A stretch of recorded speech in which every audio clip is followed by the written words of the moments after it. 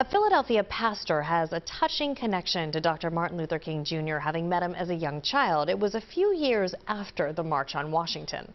Now, 60 years after the historic march, Natasha Brown sat down with Pastor Alyn Waller to reflect on that day and the impact the civil rights leader had on his life.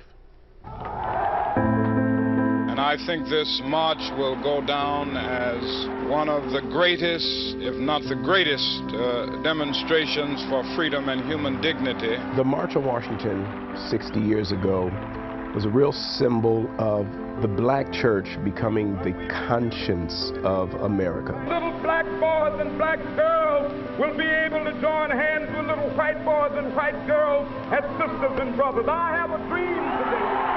It's where Dr. King gave a real vision and even explanation of the work that had already been being done and the work that was left to do. The 60th anniversary of the March on Washington leads to reflection and a mindful renewal of Dr. Martin Luther King Jr.'s dream. I have a dream that one day this nation will rise up, live out the true meaning of its creed. Dr. King also was pointing towards what was still yet to be done, and I think that that's where we come in. Enon Tabernacle Baptist Church pastor Dr. Alyn Waller leads one of the biggest congregations in the Philadelphia area. We sat down with him to talk about how the March on Washington changed the country and the strides that still need to be made decades later. He has a very special connection to Dr. King, summed up in this picture proudly displayed in his church office, taken 4 years after the March on Washington. Dr. King and my father were friends, and Dr. King was preaching. That picture of me is sitting on Dr. King's lap in September of 1967.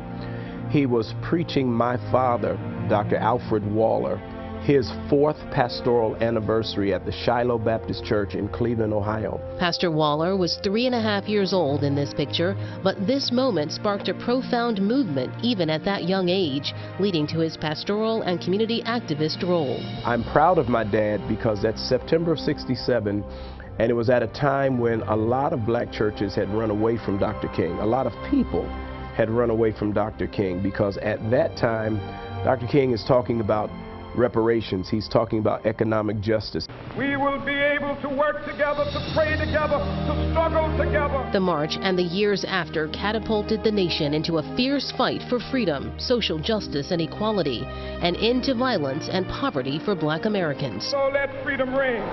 More than 250,000 people participated in this historic march, a sea of connected souls as far as the eye could see, gathering near the Lincoln Memorial. We have to learn how to celebrate what he did, but recognize that he didn't reach the finish line. In fact, he said so. He said, I've seen the promised land. I might not get there with you. He gave us a great legacy to live up to. I still believe in this country, but we still have a lot of work to do. And singing the words of the old Negro spiritual, free at last, free at last, thank God Almighty, we are free at last. Natasha Brown, CBS News, Philadelphia. Our thanks to Natasha. We invite you to join us Monday night at 7. Yuki Washington will host an hour-long special called Still Marching on CBS Philadelphia.